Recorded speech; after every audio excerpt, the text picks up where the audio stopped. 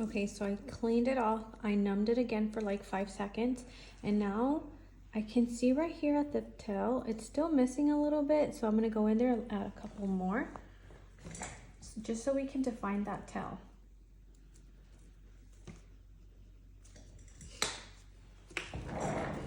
So I'm coming over to this side again.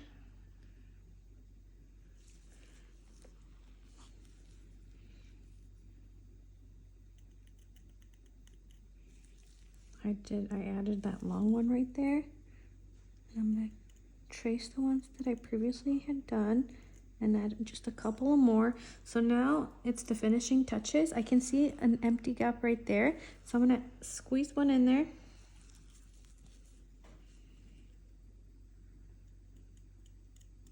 Just like that. I don't want to pack in so many because sometimes when you do them so close to each other, they blur into each other and we don't want that. So what we're going to do is we're going to leave it like this. And then when she comes in for her 6-week touch-up, we're going to see how well they healed and if they got skinnier and they left more room for me to go in there and add some more, then I can add some more. But right now what I'm going to do is I'm going to trace over the ones that I see are very faint.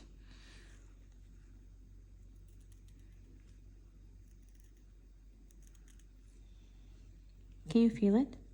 Barely. Barely? Okay. So I'm just tracing the ones that I feel that are not gonna stay once it heals. Because if they're too superficial, if the depth is not perfect, then when the scab comes off, nothing's gonna stay behind. But do you see how she like barely bled? That's a good sign. And don't let that fool you, because sometimes like once you get the hang of the depth, a client's gonna come in and you're gonna do a hair stroke and she's gonna start bleeding like crazy. That's just how their skin is. So if you felt like you went in at the perfect depth and she started bleeding like crazy, then lighten up on the pressure. That just means that she has really, really thin skin. So we're gonna wipe this one off.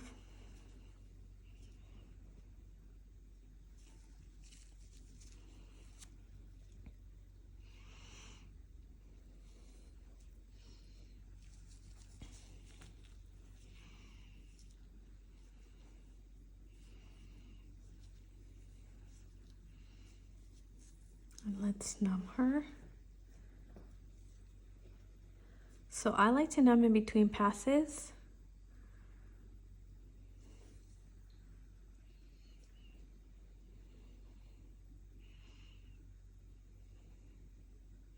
Same thing here at the tail. I'm gonna go in there and add one so that we can get a nice defined tail.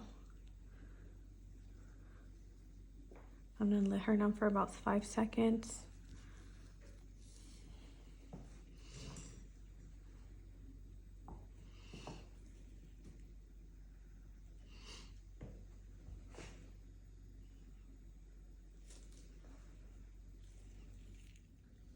Okay, so I wiped off the numbing and now I reshaped the bottom portion of her tail.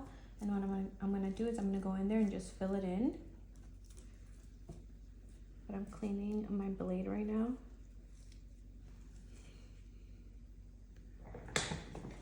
So I'm gonna go in there and fill it in.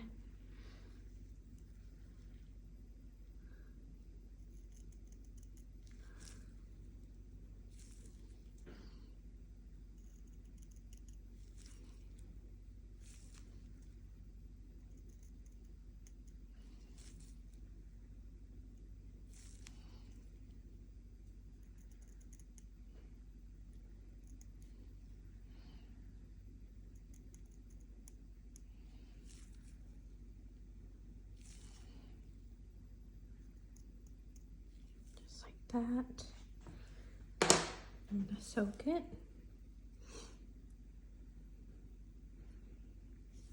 And I'm gonna clean this one off just so we can see the final result.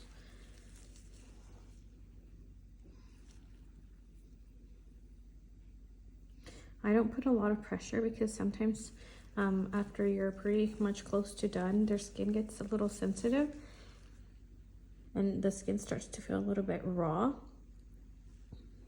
So I gently wipe, and that's why I like to numb in between passes, because the more passes you do, the more sensitive their skin gets. But if you're numbing in between each pass, then it helps them stay numb and not have such like sensitive skin or that raw feeling. So that is how that looks. And this is just microblading. Super, super nice. So I'm gonna clean this one up and then I can show you guys both. Okay, so here we have the final results. Sometimes they are still like pinpoint bleeding, so we just want to keep wiping that off until they're completely done bleeding. And that is what microblading looks like. I'm gonna try and zoom in a little bit so you guys can see, just like that. Really pretty. So what should your client expect when you're working on microblading? Mild pain. Microblading is a little bit more painful than doing powder. Powder, your clients will probably fall asleep. But microblading is a little bit more sensitive. Sometimes when you're working on this area right here or this area right here, we have like a nerve that goes down into our nose, so it'll make them sneeze. So I've had clients like sneeze every time I'm working on that section right there. So that's totally normal. Coughing, sometimes the clients will cough. If they are sneezing or coughing, make sure that you take your hand off the client and the blade away from their face, because we don't want to poke them on accident because they're sneezing. They cannot be chewing on gum, because we use these areas right here for support. And if they're chewing gum, this portion right here moves, so their eyebrow is moving, and we don't want to accidentally like do a line in the wrong direction. So they can't be chewing gum. And if they're gonna, I do tell them, I forgot to tell her, but I always tell them that if they feel the need to sneeze or cough, to let me know so that I can move my hands away. Now that she is all done, we're gonna apply the Aftercare cream. So let me grab some of that.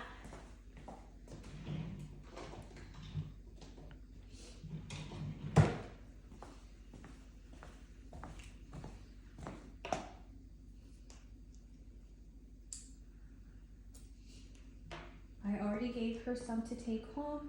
She's gonna put that on once a day, every morning, with a clean Q-tip and only a thin amount, and she's gonna dab it on like this. Okay, so listen to the instructions that I'm giving her, because you guys have to give it to your students. Right now I can go like this because there's absolutely no scab, but starting tomorrow, when she puts it on in the morning, she's gonna dab it on like that. We don't want to accidentally pull that scab ahead of time. When the brow is nice and healed and it has retained the pigment that it'll retain, then the scab will come off on its own. If we pull off the scab ahead of time, when the brow is not ready to let go of the scab, we will be pulling the pigment off of her brows, and she'll have like patchy eyebrows. And she's gonna put that ointment on every day until the scab is completely done. I don't want her to get her eyebrows wet for at least 72 hours. So when she's in the shower, the water has to come back this way. If she gets a couple of drops of water in her face, that's totally fine. I just don't want her to put her face directly under the shower head, because then her eyebrows are gonna soak off. Put a clean pillowcase on your pillow tonight, because we don't want to have any bacteria on your eyebrows. Don't touch them with your hands. Always use a clean Q-tip. Never double dip into the container a dirty Q-tip. Always flip it over to the other side to grab some more ointment. And then I did put the Aftercare instructions in that little packet for you to take home. In case you forget anything that I've told you, you can go back in there and read it. And now you guys have to schedule the 6-week touch-up. It is very necessary for her to come back in 6 weeks for the second session. If not, her eyebrows are going to disappear sooner. If they come in for the 6th week, then they will most likely last up to 12 months.